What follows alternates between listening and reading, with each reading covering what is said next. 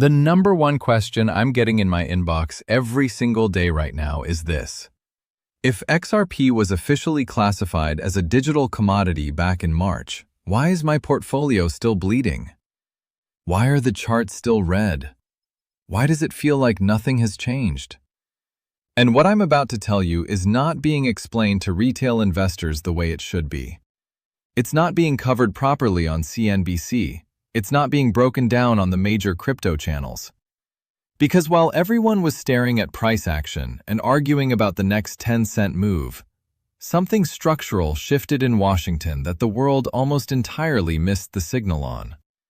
Let me pull back the curtain on what's actually happening between the SEC, the CFTC, the United States Senate, and a piece of legislation that, within the next 90 days, is going to determine whether XRP becomes a permanent fixture in the global financial system or stays trapped in regulatory purgatory for another decade. Because here's the hard truth most people aren't ready to hear.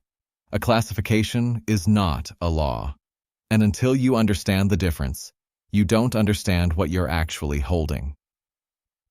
Welcome back. Today, we pull back the curtain on the mechanical chain of events that the Clarity Act will trigger, the specific senators standing between this bill and the floor, and why the institutions have already positioned for an outcome retail still hasn't priced in. This is not financial advice. This is structural analysis. Let's get into it. Let's start with the hard truth. Roughly 90% of people holding XRP right now are staring at the wrong thing. They're watching the price chart.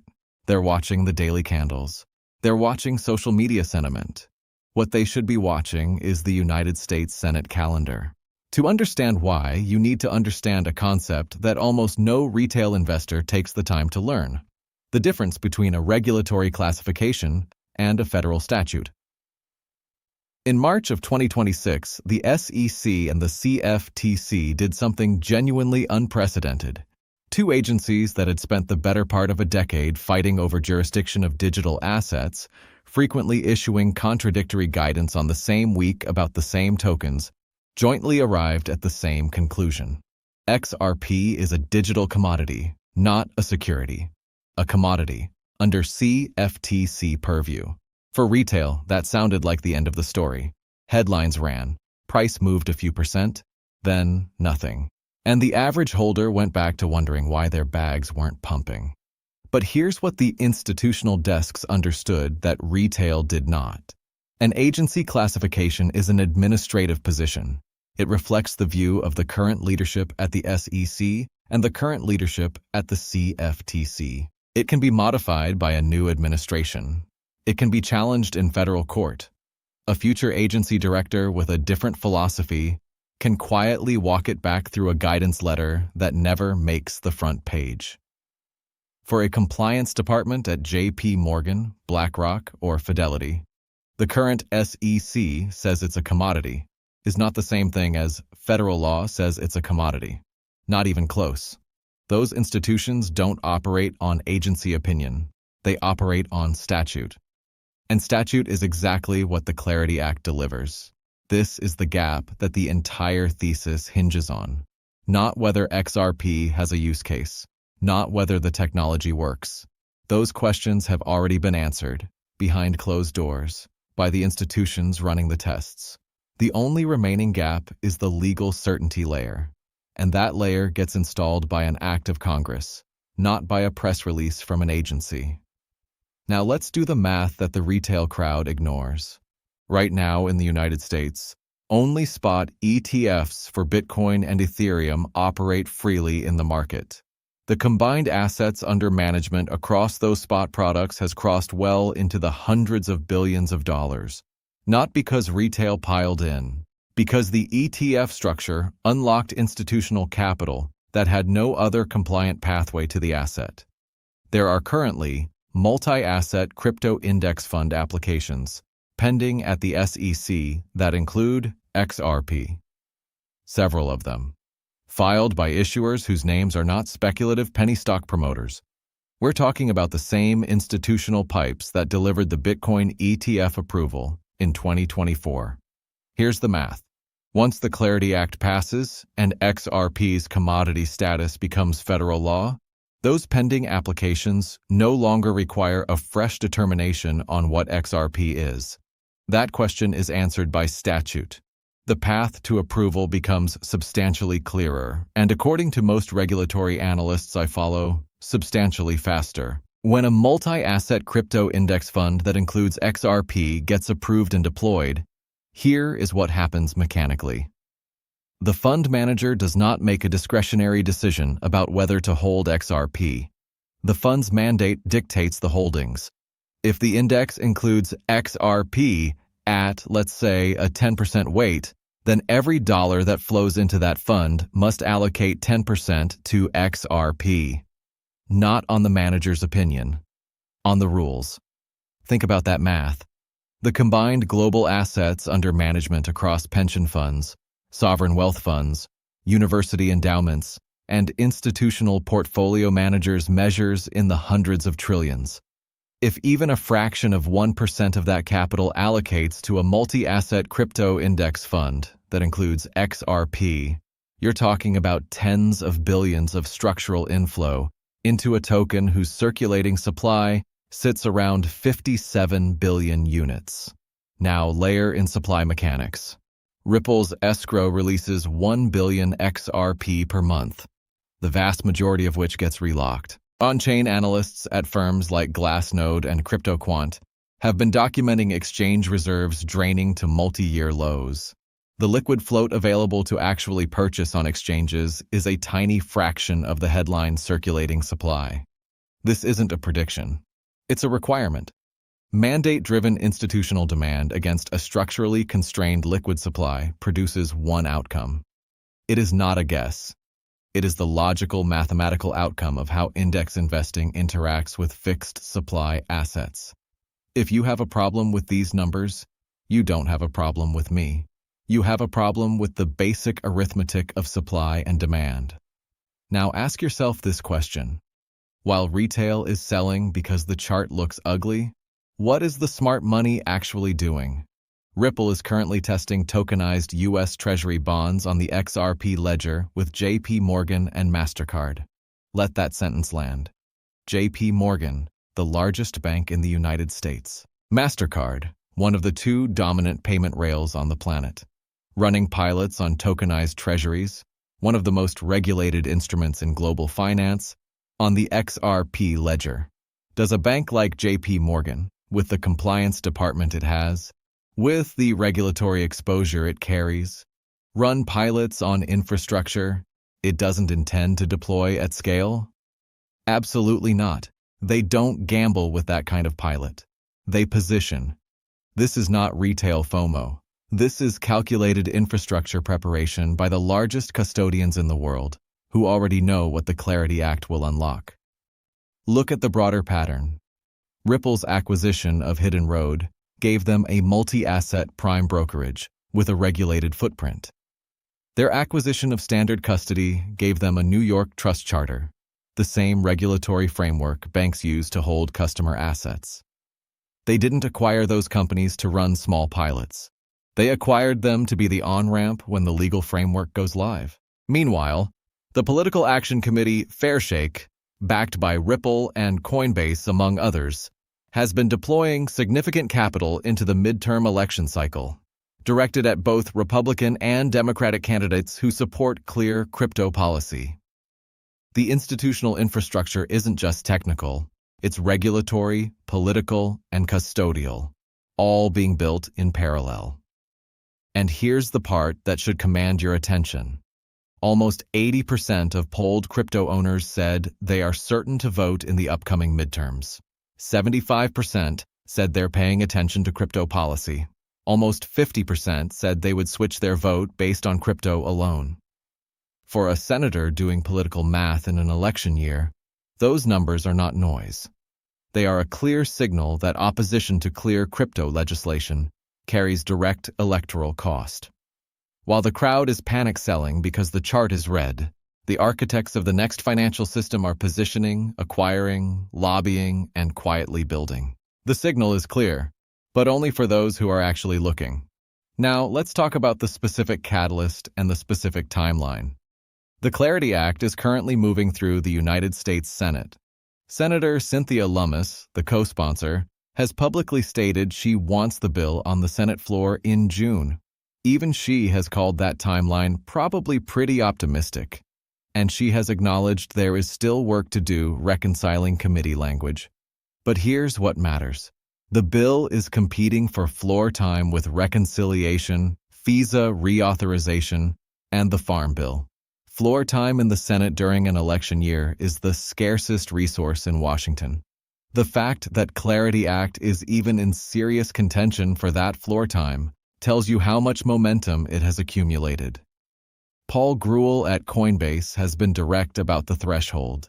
60 votes are needed to overcome a potential filibuster. That number is the entire game.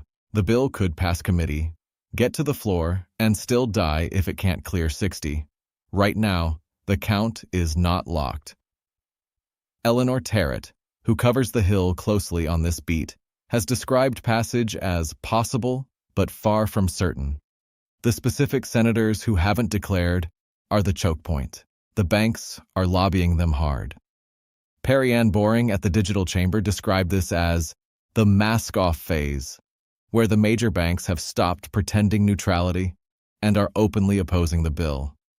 Their stated argument is same risk, same regulation, demanding that crypto platforms face identical regulatory burdens to traditional banks. That argument falls apart under scrutiny. Banks operate on rehypothecation, using customer deposits to make loans and create layered leverage. The FDIC insures deposits only up to $250,000. Crypto exchanges, by contrast, back assets one-to-one. There is no rehypothecation. The risk architectures are fundamentally different. Imposing identical regulation on different risk structures is not consumer protection. It is competitive defense. When the Clarity Act clears the Senate, here is what mechanically happens next. The custody and banking integration framework becomes settled law. The pending ETF applications gain the legal foundation they were waiting for. The JP Morgan and MasterCard pilots on the XRP ledger move from test environment to deployable infrastructure, and the 18-month rulemaking period begins, during which every institution that is already prepared completes its final positioning before the new framework goes live. The wait-and-see money becomes all-in money. Here is where most viewers need to slow down and absorb what comes next. We are moving from an era of abundance to an era of scarcity, and the window where retail can still position alongside institutions before the price reflects what the institutions already know is measurably closing. Look at the on-chain data. Exchange reserves of XRP have been draining for months. Tokens are moving off exchanges into cold storage and custodial vaults. Once a token enters a multi-sig institutional vault, it does not come back to the market to flip for a 10% gain. It is gone, not for weeks, not for months, for the duration of the institutional holding period, which for pension funds and sovereign allocators is measured in years and decades. Now consider what happens to that supply picture once the Clarity Act passes and the multi-asset ETFs begin deploying. The ETFs themselves require physical custody of the underlying. When BlackRock's Spot Bitcoin ETF launched in 2024, the amount of Bitcoin moved into custody to back the product reshaped the available float in months. The same mechanism applied to XRP against a liquid supply that is structurally smaller than most retail holders realize, produces a velocity of supply absorption that the current price does not reflect. The institutions have spent the entire last cycle quietly building the infrastructure to absorb supply they expect to acquire at scale. They have been waiting for the legal door to open. When it opens, the supply that's currently sitting on exchanges, available at current prices, gets absorbed faster than most people think possible. Once the final switch is flipped, the era of buying whole XRP for what amounts to a rounding error in an institutional balance sheet ends. The retail accessibility window we've been living in for the past several years exists because of regulatory ambiguity. Remove the ambiguity, install the institutional pipes, and the price discovery mechanism shifts from retail-driven to mandate-driven. The door is closing fast. The countdown started in March when the agencies classified. The countdown accelerates when the Senate votes. And when the rulemaking finalizes 18 months after passage, the door closes entirely. The institutions have spent years shaking out weak hands so they could take their positions. Don't be the exit liquidity of the confused that funds the entry of the informed. I know what it feels like right now. I know it's tough to watch the red candles after holding through everything that came before. I know the headlines have been generating fear. I know there are people in your life telling you that you should have rotated, that you should have taken profits, that you should have listened to whoever told you crypto was over. But as an analyst, I'm trained to separate noise from signal, and the signal here is unambiguous. The red candles are a smokescreen for accumulation. The FUD is psychological warfare to shake weak hands. The current price is the silence of a predator waiting to strike. The boredom is the calm before the systemic reset. Being early feels exactly like being wrong, right up until the moment reality catches up. That is the universal experience of every investor who has ever held an asymmetric position through the maturation phase. The discomfort is the price of admission. The conviction is what separates the people who get to participate in the outcome from the people who watched and decided to wait. The question is not whether the price recovers. Of course it recovers. The question is who is still holding when the structural inflows begin and the new floor gets established at a level the retail crowd was certain would never be reached. Think about somebody who has worked for 30 years, who saved diligently, who watched their purchasing power erode in zero-yield savings accounts while inflation worked quietly against them in the background. Somebody who did the research, understood the thesis, and held through a crypto winter that nobody saw coming. That person is not holding XRP because of a hopium narrative. They are holding because they understood what was being built before the market priced it in. The banks fighting the Clarity Act right now are not protecting that person. They are protecting the legacy model that kept that person trapped in instruments that did not preserve real wealth. The Clarity Act is the moment that model gets challenged at the regulatory level. While the masses are focused on the chart, the smart money is focused on the calendar. Let me bring this all together. XRP has a regulatory classification, jointly issued by the SEC and the CFTC, that calls it a digital commodity. That is significant. It is not law. The Clarity Act is what converts it from significant to permanent. The bill is in the Senate. Senator Lummis wants a June vote. The 60-vote threshold is the hinge. The banks are lobbying against it openly. The crypto vote in the midterms is producing political pressure in the opposite direction. The exact senators who haven't declared are the question that this entire timeline turns on. When the bill passes, the chain reaction begins. ETF applications gain their legal foundation. Banks gain their custody framework. The JP Morgan and MasterCard pilots scale. The 18-month rulemaking window begins, during which institutions already positioned complete their final preparation. And the supply absorption mechanics that retail still hasn't priced in begin to operate. You cannot put the toothpaste back in the tube. The technology is already deployed in places that matter. From U.S. Navy encryption testimony to healthcare records, to tokenized treasuries. The Clarity Act is the legal door. What's behind the door is already built. Price is a distraction.